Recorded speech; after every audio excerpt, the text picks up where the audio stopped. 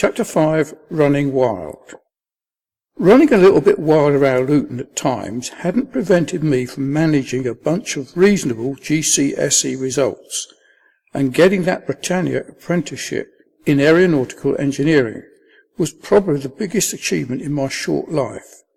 Straight after school, I'd landed a full-time job at the Asda Bakery, which lasted 6 months or so until the apprenticeship started. I was working close at home at Luton Airport and attended Bedford College full-time for the first year. We were bussed over there by Britannia, but I was a bit of a fish out of water in that company. One of the lads on the course was called Sultan, and not surprisingly, it turned out that he was supposed to be a prince. The United Arab Emirates had sent about 50 lads over to study on this course and others like it.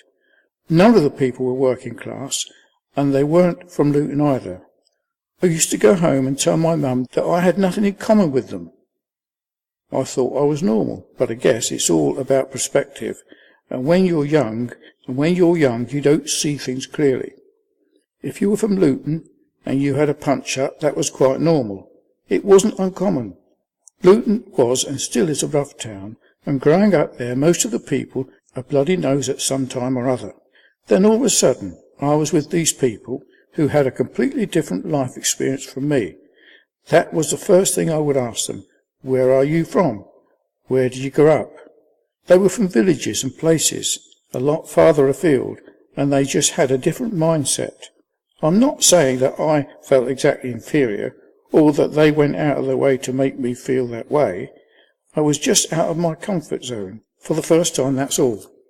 I had bits of bother whilst I was at college. A gang of Muslim lads jumped me and stole my phone, a Nokia 8210. A good phone, that. And I was also jumped by a big lad on the other occasion, but I was constantly aware of the danger of losing my job, so I didn't retaliate. That took some doing. The job was a big deal for me, a huge opportunity. I was still living at Stopsy with my mum and dad, but after about 2 years I told them I didn't want to continue with the apprenticeship.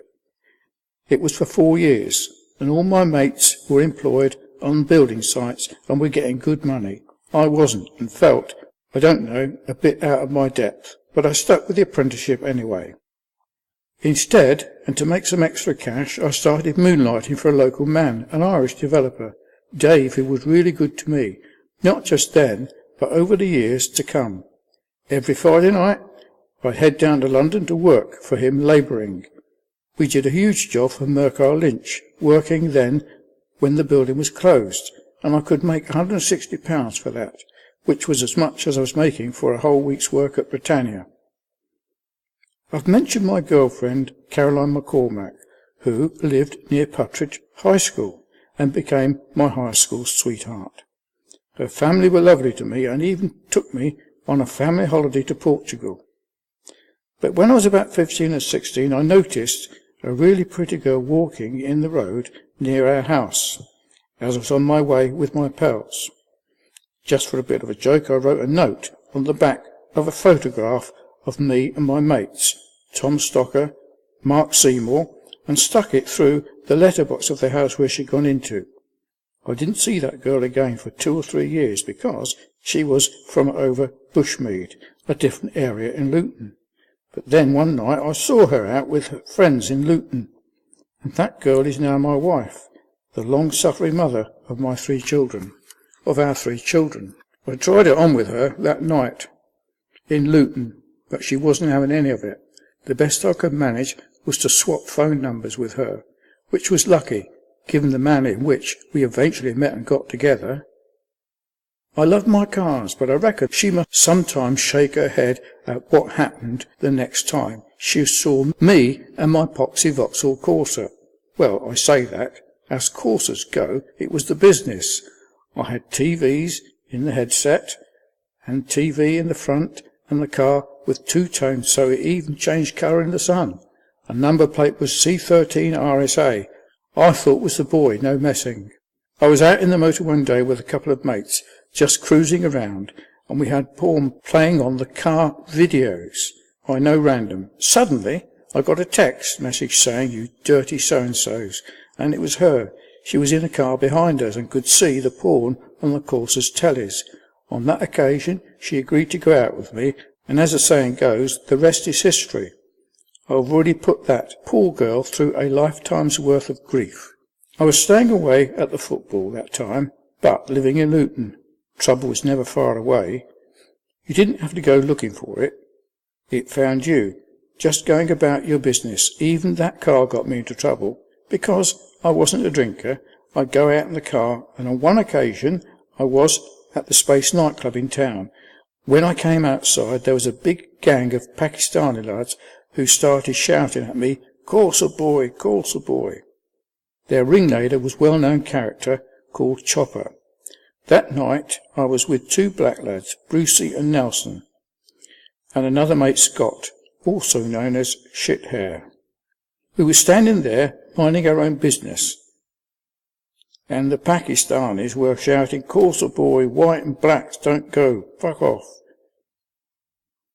I was just standing there with my mates, so I said, "You what?" And they came back, "Go on, fuck off, white boy." The next thing you know, it all kicked off, and ended with me and my little mate Scott being chased down the road by this gang. We jumped in Scott's car, and the Pakistanis put all his windows through. More importantly, as a result of that, I had this gang looking for me, hunting for blood. I was young, I suppose. I learned a massive lesson out of that episode. I tried to smooth the things over, ringing them up, saying I didn't want any trouble, but I wasn't getting anywhere. It went on for months. It was my cousin who told me I couldn't do that with these people, not in this town. I had to stand up to them, not show weakness, or my life wouldn't be worth living. So I rang Chopper and told him straight, "It doesn't matter how many of you are out to get me, I know that you live opposite PJ Shoes, and if you keep this up, I'm going to fucking hurt you. You're getting it, mate. So it doesn't matter if there's 20 or 30 of you involved, even if it's your pals. You get me? What you need to know is, it's going to be on your head." They'd been jumping out of cars up in Stopsley with baseball bats, and going up to my mates' cars, demanding to know, "Where's the Yaxley? Where's the Yaxley?" A decision had to be made, and it's one I've tried to live up to ever since. With mixed result, must be said. It's cost me a lot of time in hospital beds and prison cells. Straight after that, I had Chopper on the phone saying, "Oh, bruv, let's leave it." It worked, and I thought, shit, these geezers have been bullying me for these last 6 months, and I have been looking over my shoulder every time I've been stopped outside. I suppose it's the same with bullies, the world over. Let them get away with it once, and your life is misery, not worth living. Show them one sign of weakness, and they will walk over you. It was the same when the EDL first started. I thought that if I ran once, I would run every week. People would chase you all the time. But once you know you're not going to run, it's a whole different mindset. That's what focused their attentions on That's what focused their minds pretty sharpish, if you know that when they give it, it's coming straight back to them. The country could do to learn that lesson, if you ask me. It's an approach that earned me some beatings, some real hidings, stitches and broken bones and broken teeth, but my pride's intact, my spirit. They've not broken that yet. Towards the end of the apprenticeship, I got a 6-month contract with Manchester Airport, working day and night shifts, 4 on, 4 off, staying at the guest house in Wilmslow in Cheshire. That was another world from the one I'd grown up in. Some of the lads could come up for the weekend at times, and we'd have a session going out in Manchester, great fun, and my first real time away from home.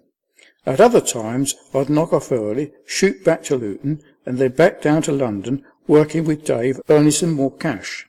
The problem was that when we finished, there weren't much work about in the aerospace industry. Of the 6 of us that got our apprenticeships, not one got a full-time job. The September 11th attack on the Twin Towers hadn't been long before, and the industry had been rocked on its heels.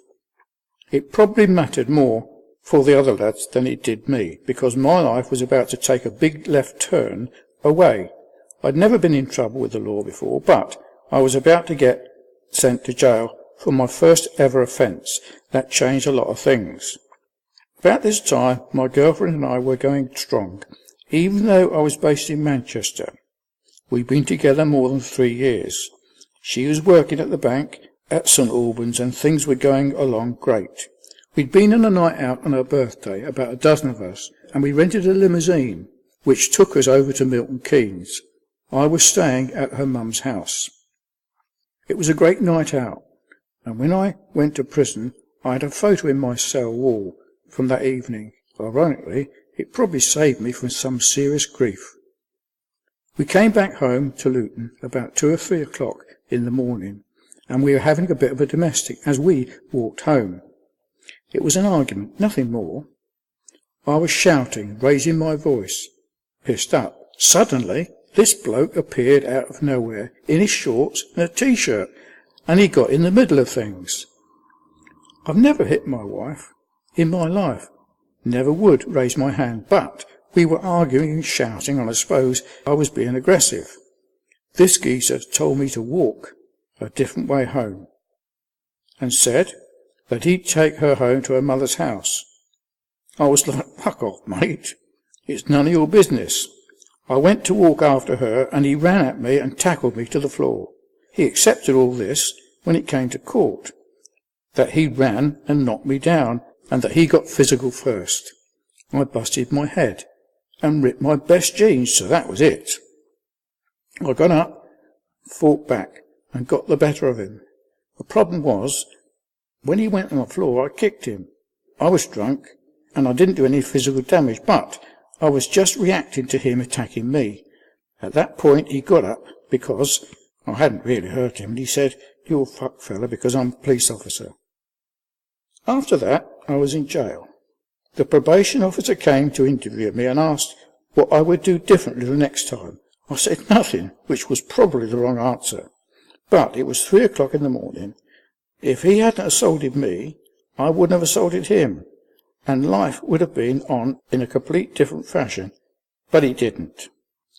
When I went to court, the judge accepted that everything was self-defence until I kicked him whilst he was down. That was beyond self-defence. Then the bloke told the court he'd pulled his warrant card out. He said that he rugby tackled me to the floor, and then, as we got up, he pulled his warrant card out. He said I'd known he was a police officer when I went back at him. He also said in the court that he was hastily dressed to bring his mobile phone, but he thought to bring his warrant card. Really? I thought I might have been pissed, but I think that if I'd known he was a policeman, it would have sobered me up pretty quick. He went home, and about half an hour later the police came through the door, mob-handed, and dragged me down the stairs. Apparently I had just clobbered an armed response officer, and instead of going down the line of reporting in the normal incident, he just rang up his pals, and they came and got me in force. This all came out in court, but none of it mattered because of that one kick. After that I left Britannia and returned to Luton. I got a job at a company called Manor Planet, selling car trackers, while I waited for the case to come to court, which ended up taking 9 months. During that time my girlfriend and I went to Jamaica and were engaged. The case went on in Luton Crown Court, the charges being resisting arrest and assaulting a police officer. I pleaded not guilty because he didn't have a warrant card. He never produced a warrant card, and he didn't tell me he was a police officer until after the fight, which he started anyway. There was supposed to be an independent witness, but I discovered that she'd lived 2 doors away from him for 10 years. That's not an independent witness in my book. That's a friend and a neighbour. All else apart, it was the very first time I'd been in trouble of any sort. So I never thought for a minute that I'd get sent to prison for that first offence. I was thinking that even if I was found guilty, I'd get community service, probation, or a big fine maybe. Then the judge said I was going down for 12 months. I could have cried. I just wasn't ready for it. My mum was there, my friend Sappy, and suddenly They were taking me down. I was going to jail. That wasn't supposed to happen. About a year after, when I got out, I was getting a potato jacket at the catering van at Luton Airport, and there was a police car parked up. One of the geezers in the catering van who I knew, Gary, said that one of the coppers in the patrol car was giving me a funny look. The bloke got out of the motor, came bowling up and stood right next to me and said, "You don't recognise me?" And then I clocked who he was. I laughed. I said, Actually, mate, I didn't recognise you. The last time I saw you, you were on the floor, screaming and shitting yourself." That wiped the smirk off his face. Arsehole liar. Let me tell you about Lucy Farm. It's an estate in the outskirts of Luton towards Dunstable, and it was a really raw deal over the years, with high levels of neglect, unemployment and deprivation. The residents there do it tough. I know quite a lot of them, good people. Heroin and crack cocaine are sold on a semi-industrial scale, although buying and selling guns might give the drugs a run for its money.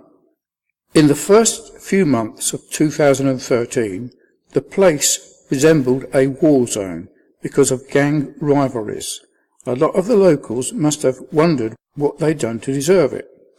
Armed police patrolled Lucy Farm and Marsh Farm estates with Heckler and Koch assaulting rifles.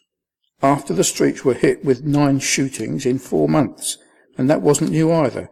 Back in 2007, the papers were full of what they called a post-code war between Lucy gangs, UL4, and Marsh Farm, which was UL3. At one point, a 6-year-old girl had a gun put into her hand while she was in the back of a car. Madness, complete and utter madness.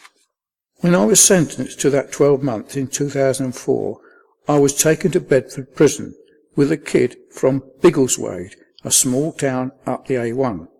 We were told we were being put on ID wing, which suddenly took my predicament from being a serious shock to the system into a serious threat to my health. D-wing was home to a group of Lucy Farm gangsters who were jailed after a battle in Wardown Park in Luton. Kimran Shahid had been stabbed to death in a fight between Muslims and this gang from Lucy Farm, who were looking to avenge the young black kid who'd been beaten up and thrown in the river.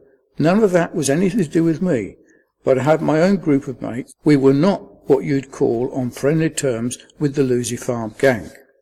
So we were stuck on D-wing, and I said to my new pal from Biggleswade, we were well and truly fucked here. The first day, a big black guy called Foster came into my cell and said, "Are you Yaxley? I'll see you later." The first time I went out on what was called association, a couple of them grabbed me on the landing and tried to drag me into a cell.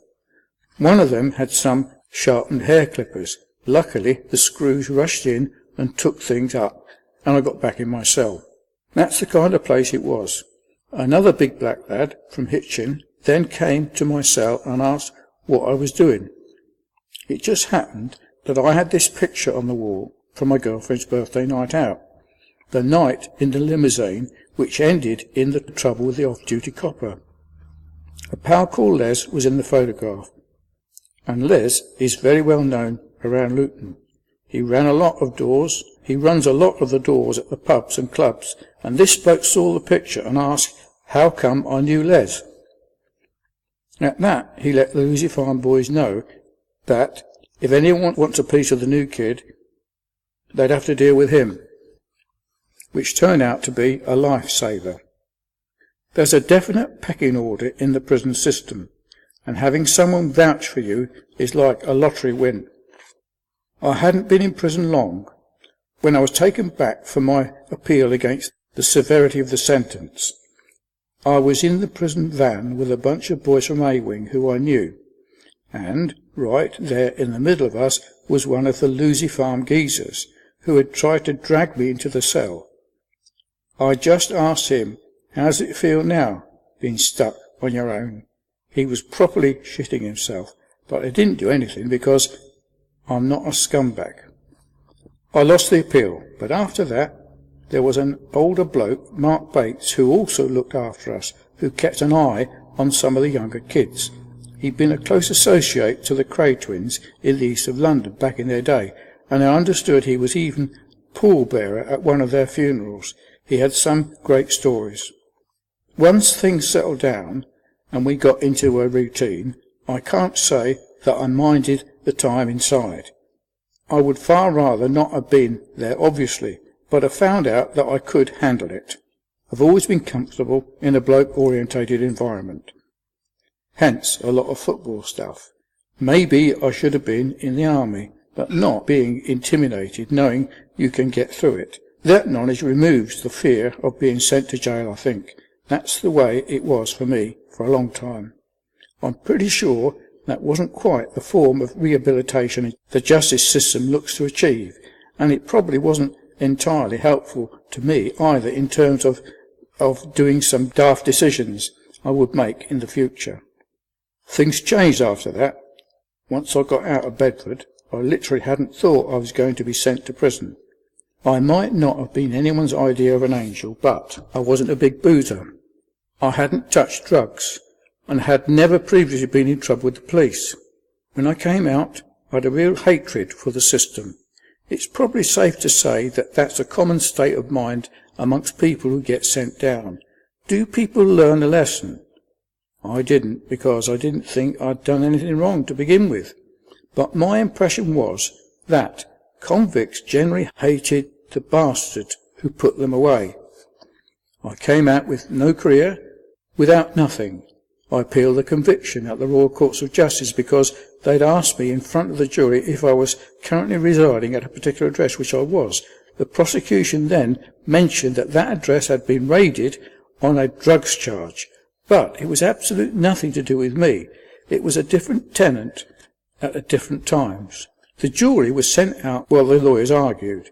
Then, when they came back in, the judge told them to disregard what had been said, as if they could possibly erase from their memories. My appeal was on the grounds that the jury should have been discharged, but I lost that. If I'd won the appeal, I'd have a chance to get my old life back on track, going back to my job. Instead, I was being thrown on a rubbish heap. I always thought the system was supposed to keep you away from. Upset, angry, yes, totally. Basically, I just thought, fuck you lot. The next few years, when I had my tanning shop in Luton Town, a police car drove up and I shouted out after it, "Wankers!" The cop pulled up and asked me what I'd said to him, and I told him why I said it. I described what his mates had done to me. The bloke, the officer, was really decent actually. He took my hand and said that he understood, but that the police were not all like that. And as much as I've done more than my share of run-ins with the police, for the most part I had a decent shake from the individual police officer concerned. Back then, though, coming out of jail in 2005, with no prospect, no career, and having been even further ingrained in Luton's criminal fringe, I was seriously pissed off with everything to do with authority. Also, I wasn't scared any longer, not of anyone, and certainly not of being thrown into prison cell. I thought I could cope with anything, although I'll discover eventually that I couldn't. I really couldn't.